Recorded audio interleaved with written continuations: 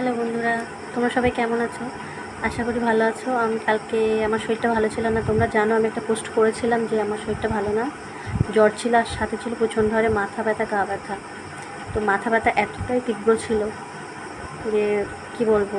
আর অমৃতাঞ্জন বা কিছু মাথায় দেওয়ার মতো তখন হাতের কাছে ছিল না। ভলিনি ছিল, ভলিনি দেওয়া হয়েছিল কপালটাতে। তো ভলিনি দেওয়ার ফল দেখো,